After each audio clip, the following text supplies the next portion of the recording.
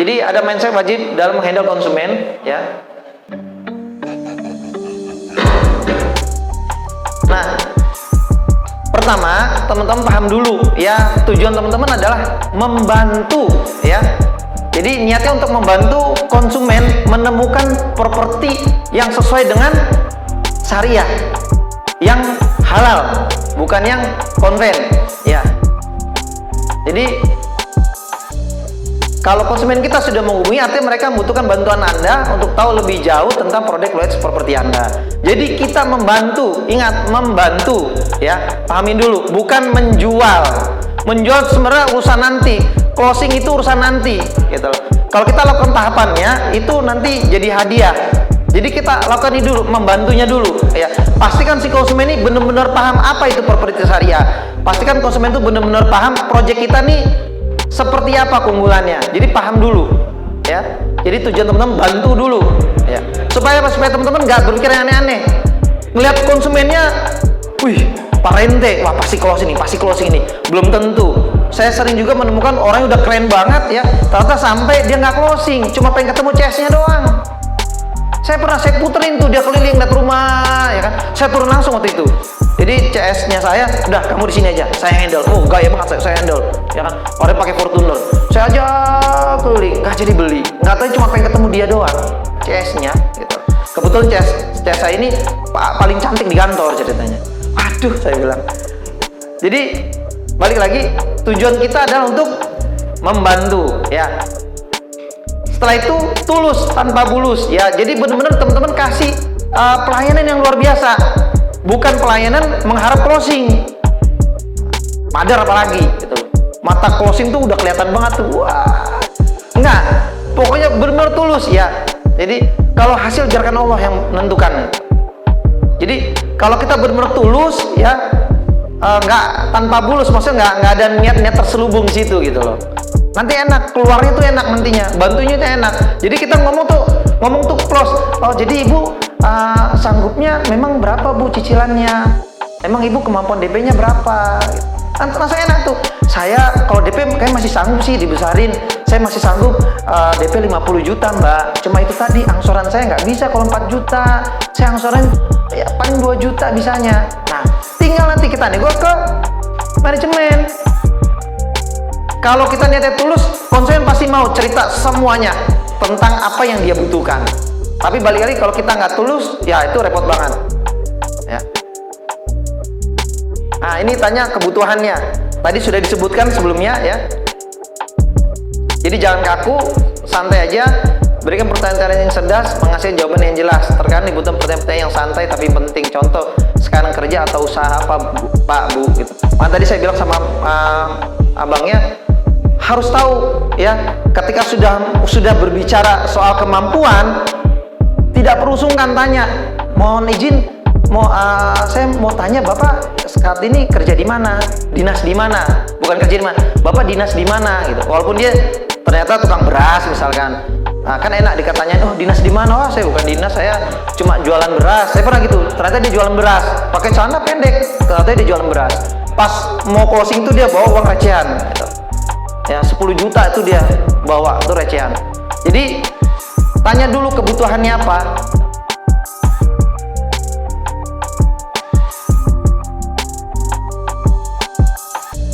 Jadi dari jawaban mereka kita bisa tahu nih konsumen mau cash atau kredit. Nah, kalau kredit seperti tadi, kalau ternyata dia PNS, itu udah pasti ujung-ujungnya pasti dia cari yang paling murah dan paling hemat. Pertanyaannya, ketika harganya sudah sesuai, mampu nggak dia bayar sampai itu lunas? Gitu loh.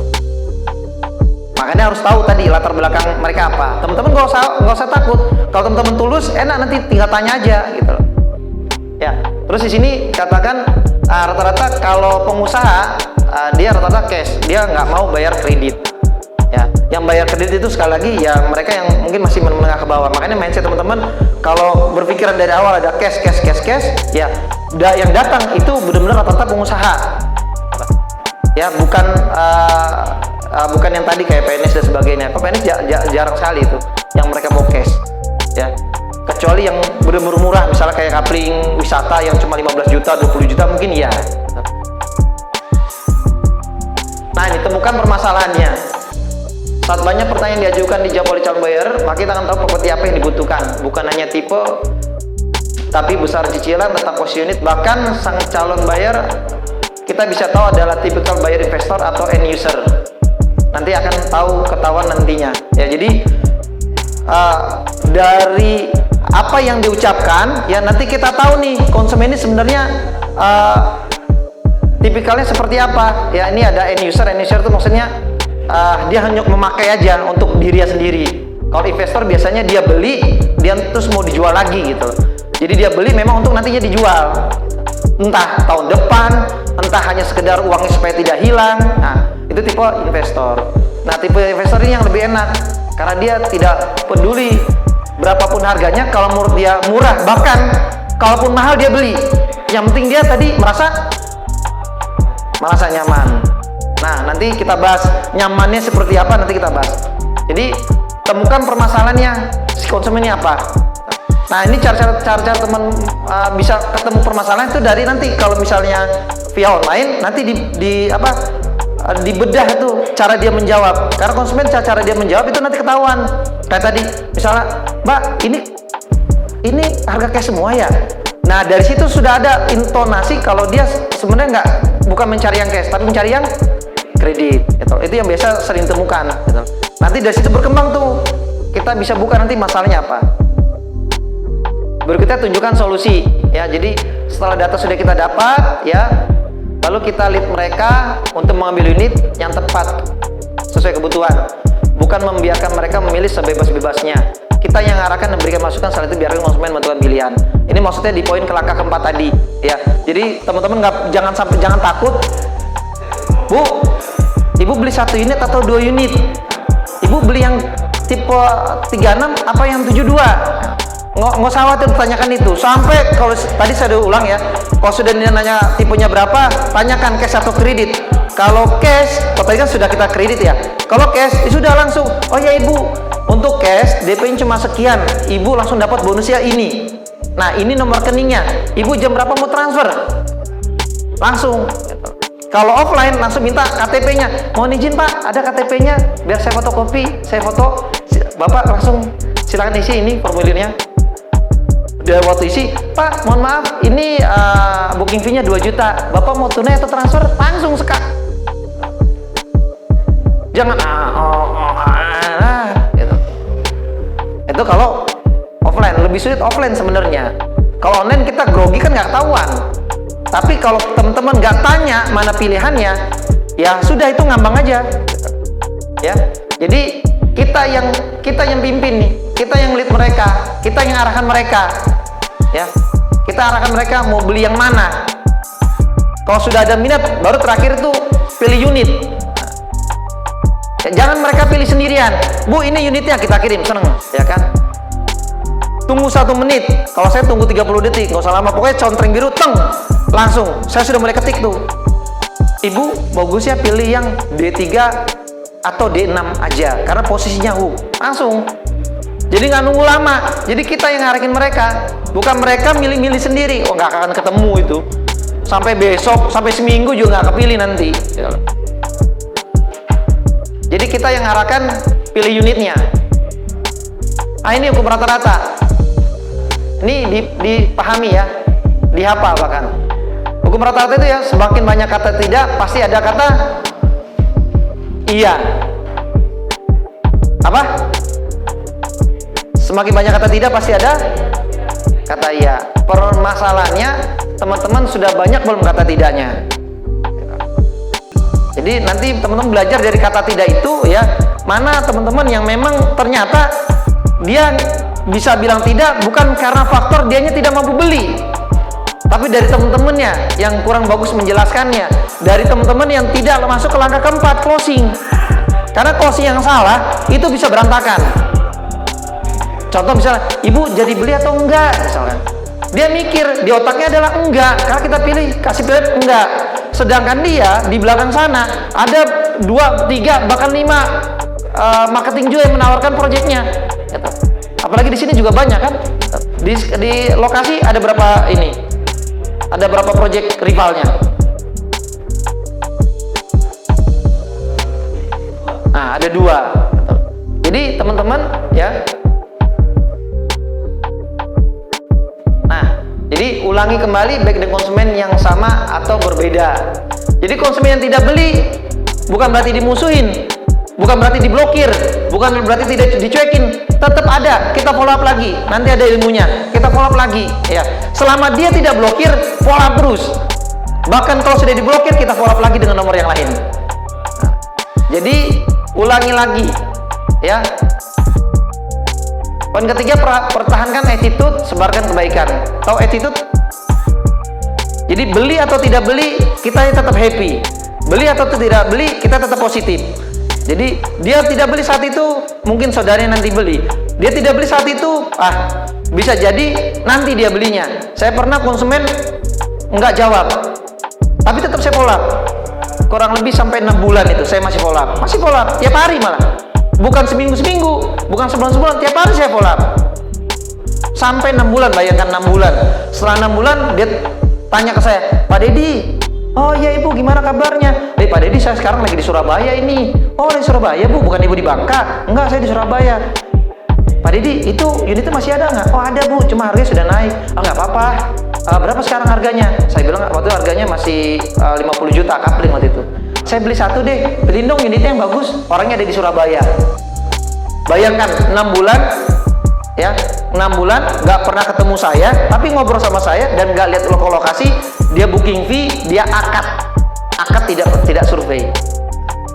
50% konsumen saya di sana itu tidak pernah survei. Kalau teman-teman mungkin bisa booking fee tanpa survei, saya bisa akad tanpa survei. Kenapa? Karena nyaman tadi. Ya.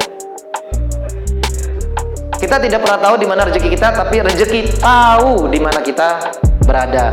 Ini tadi balik lagi. Jadi teman-teman jangan membatasi teman-teman punya rezeki. Ya, sekali lagi kalau teman-teman merasa nggak bisa, memang nggak bisa hasilnya. Kalau merasa teman-teman ini sulit memang. Teman-teman bilang ini mahal sekali nih, mahal bener. Yang merasa mahal bukan teman-teman, tapi konsumennya. Ketika teman-teman nggak percaya, bukan teman-teman yang nggak percaya, ini konsumen yang datang yang nggak percaya nantinya. Artinya apa? Teman-teman membatasi teman-teman punya rezeki, ya. Nah itu, jadi ini 6 tadi ya. Ini mindset teman-teman ya. Awali bahwa teman-teman di sini untuk membantu, ya, tulus, tanpa bulus, tanyakan kebutuhannya, ya. Temukan masalahnya apa, si konsumen kenapa dia mau membeli, kenapa dia mau bertanya tentang kita, ada masalah apa di belakang dia, bisa jadi ini untuk anaknya, bisa jadi ini untuk investasi dia, atau apa, teman-teman harus tahu itu, cari tahu ya. Poin kelima, kasih solusinya. Oh, berarti Ibu nggak cocok di sini Bu, Ibu cocok di unit di perumahan kami yang satunya, bisa jadi seperti itu. Jadi teman-teman yang memberikan solusi ke mereka. Poin keenam, ada namanya hukum rata-rata. Semakin banyak kata tidak, pasti ada kata iya. Bisa jadi dengan konsumen yang itu, bisa jadi dengan konsumen yang lainnya. Artinya, apapun hasilnya, teman-teman tidak terpengaruh. Tetap gunakan 5 langkah. Tetap gunakan tetap tulus, tetap untuk membantu, ya. Jadi kita nggak pernah tahu rezeki kita ada di mana, tapi rezeki tahu di mana kita berada. Nah ini mindsetnya.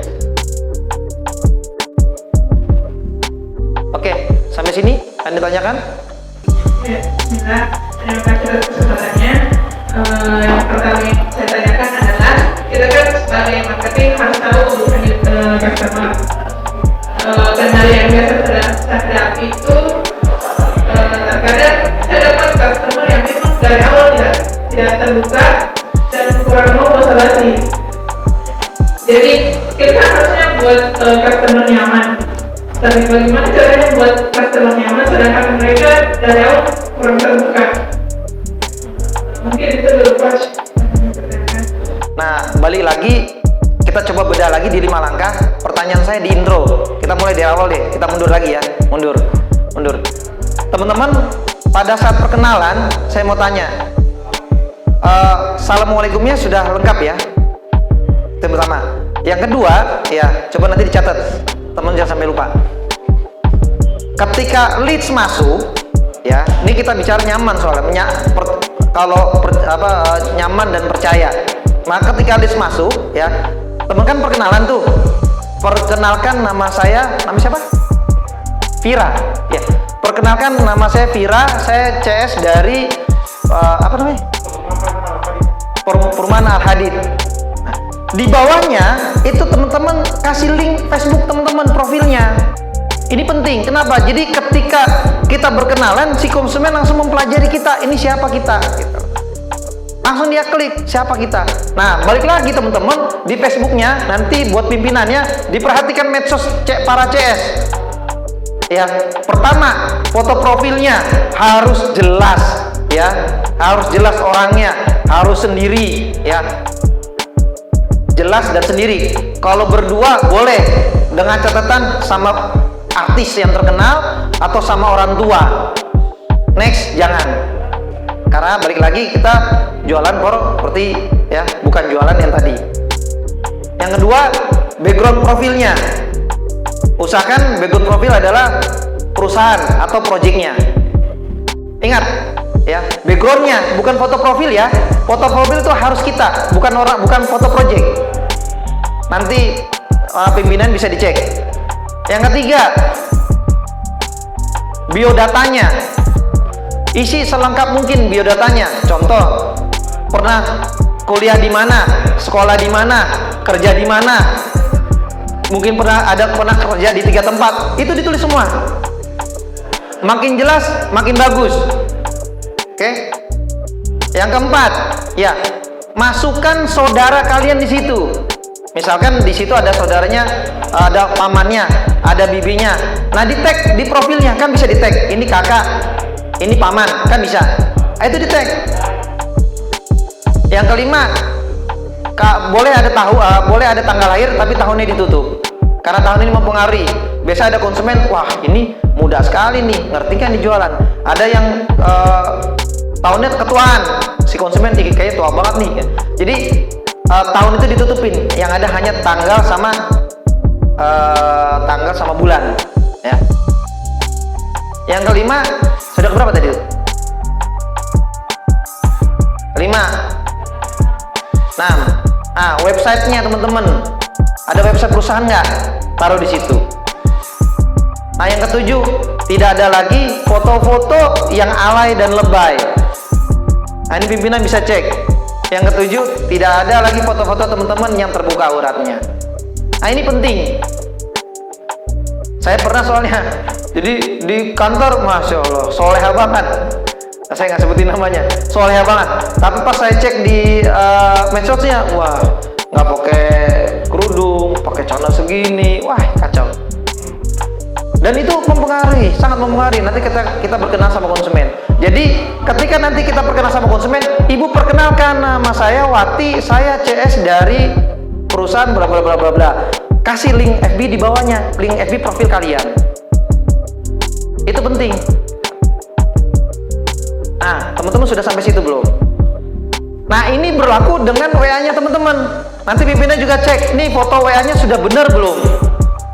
Siapa yang masih pakai foto project? Nah, coba silakan dilihat. Kita langsung ini action sekarang kalau perlu. Hari ini langsung diganti semuanya. Pimpinan bisa tolong dicek. Foto WA harus foto orangnya, bukan foto project. Foto project itu di status, bukan di foto profil. Simple memang, tapi sangat mempengaruhi. Ayo diganti sekarang, diganti. Ya, langsung foto kaliannya. Foto profil harus foto kaliannya. Kalau kalian malu, agak jauh juga bisa. Atau cari yang lighting, jadi kelihatan putih, seger, silahkan. Atau pakai apa lah yang jelas kelihatan wajahnya. Ya, bukan foto project. Ingat, bukan foto project. Foto project hanya ada di status.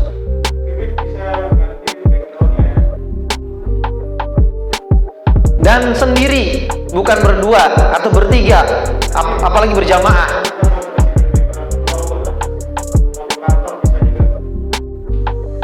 Yang menggunakan logo kantor atau project biasanya hanya admin. lain dari admin nggak bisa biasanya ya. Tapi untuk marketing karena kita berada di paling depan ya, kita nih di ujung tombak perusahaan, maka wajib hukumnya foto teman-teman. Nah itu, jadi ini 6 tadi ya, ini mindset teman-teman ya. Awali bahwa teman-teman di sini untuk membantu ya, tulus tanpa bulus, tanyakan kebutuhannya ya, temukan masalahnya apa si konsumen, kenapa dia mau membeli, kenapa dia mau bertanya tentang kita, ada masalah apa di belakang dia, bisa jadi ini untuk anaknya, bisa jadi ini untuk investasi dia atau apa, teman-teman harus tahu itu, cari tahu ya. Poin kelima, kasih solusinya. Oh, berarti ibu nggak cocok di sini, bu. Ibu cocoknya di unit di perumahan kami yang satunya. Bisa jadi seperti itu. Jadi teman-teman yang memberikan solusi ke mereka. Poin keenam, ada namanya hukum rata-rata. Semakin banyak kata tidak, pasti ada kata iya. Bisa jadi dengan konsumen yang itu, bisa jadi dengan konsumen yang lainnya. Artinya, apapun hasilnya, teman-teman tidak terpengaruh. Tetap gunakan 5 langkah. Tetap gunakan tetap tulus, tetap untuk membantu, ya. Jadi kita nggak pernah tahu rezeki kita ada di mana, tapi rezeki tahu di mana kita berada. Nah ini mindsetnya.